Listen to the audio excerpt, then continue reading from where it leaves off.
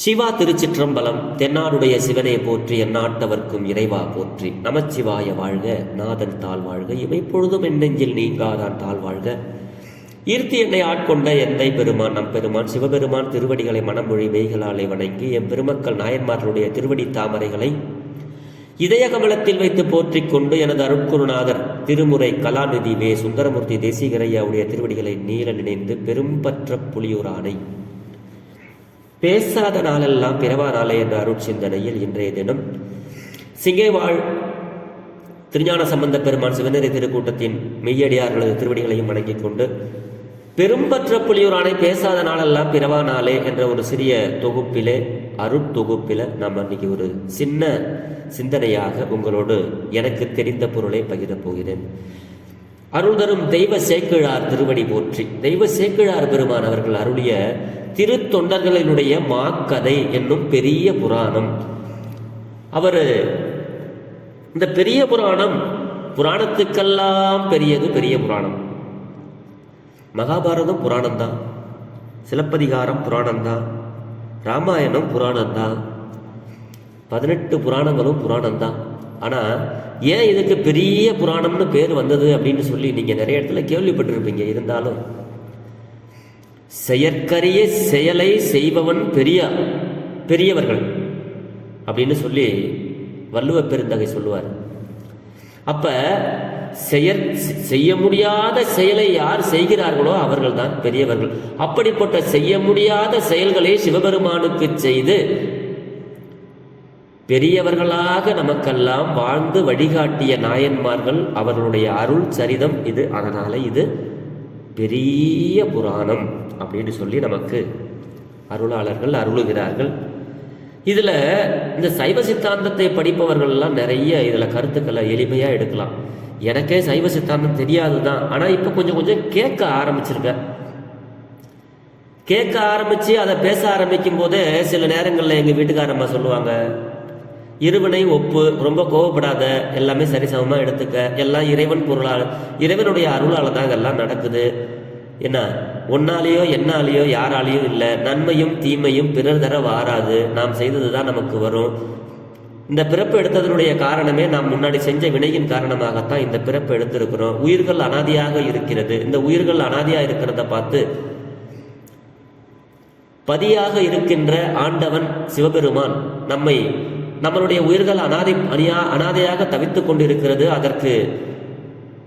அதன் மீது கருணை இரக்கம் கொண்டு அந்த உயிர்களுக்கு எடுத்து இந்த உடம்பை நமக்கு இறைவன் படைத்து அதற்கப்புறம் அதை அனுபவிக்கிறதுக்கு கீழே உள்ள இந்த உலகத்தை படைச்சு அதில் மரம் செடி கொடி பொருள் பொன் பொருள் யோகம் போகம் ஆசை இப்படி எல்லாத்தையும் அது கூட சேர்ந்து கொடுத்து நம்மளை இந்த பிறவி கடலை நீந்தி உங்களுடைய வினையெல்லாம் கழிச்சிட்டு நீங்கள் திரும்பி மேலே வாங்க அப்படின்னு தான் இது சைவ சித்தாந்தம் சொல்லுது.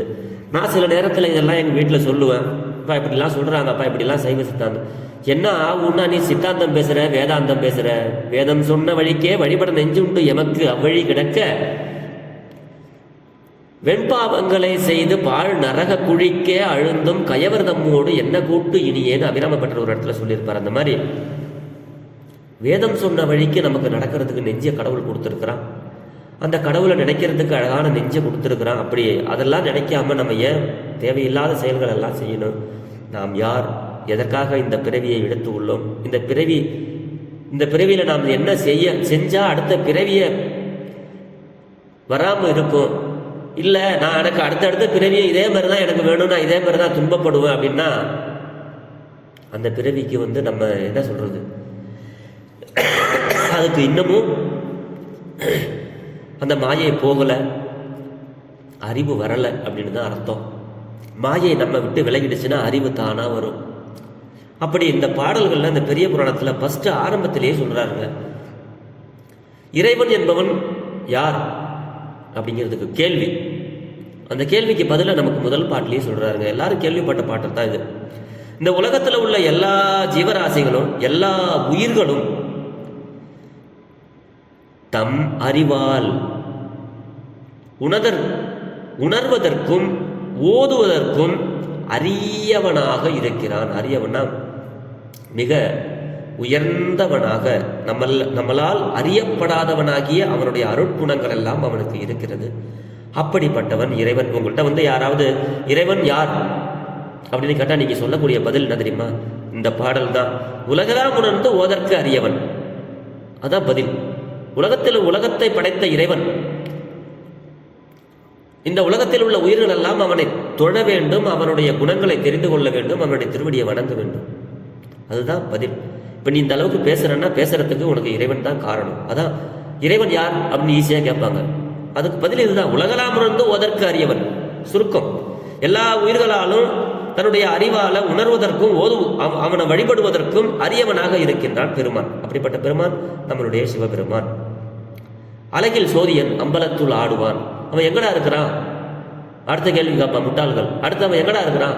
இறைவன் எல்லா இடத்திலும் இருக்கிறார். ஆனால் ஆகாச தலமாக இருக்கின்ற தில்லை அம்பலத்திலே அவன் கூத்தாடுகின்றான். அவன் எதற்காகடா கூத்தாடுறான்? அடுத்த கேள்வி. இந்த உயிர்கள் எல்லாம் இயங்குவதற்காக பெருமான் கூத்தாடுகின்றான். சரி, என்ன பண்ணும் அதுக்கு? நாம் எல்லாம் அந்த மலர் சிலம்பு அடி, அந்த சிலம்பணிந்து அவனுடைய மலர் போன்ற அந்த திருவடிகளை நாம் வாழ்த்தி வணங்குவோம். நாம் எல்லாம் வணங்குவோம்டா அப்படின்னு பதில சொல்லணும். அதுதாங்க இந்த பாட்டுக்கு பொருள்.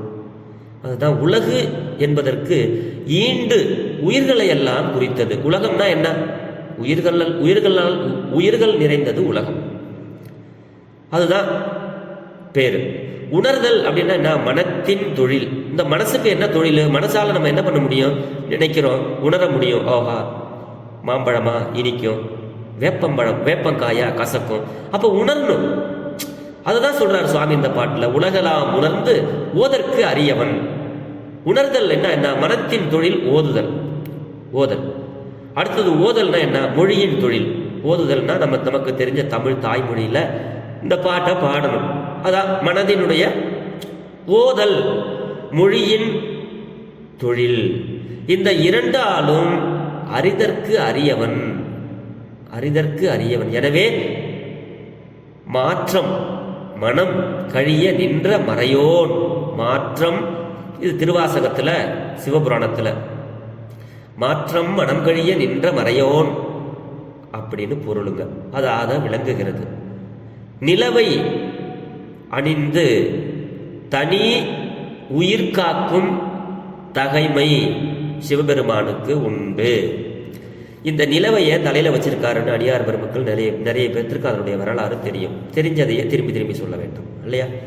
அதனால நிலவை அணிந்தது தனி உயிர் காக்கும் தகைமையையும், கங்கையை தரித்தது பல்லுயிர்களையும் காக்கும் பன்மையையும் விளக்குகின்றன. இப்ப தெரியுதா?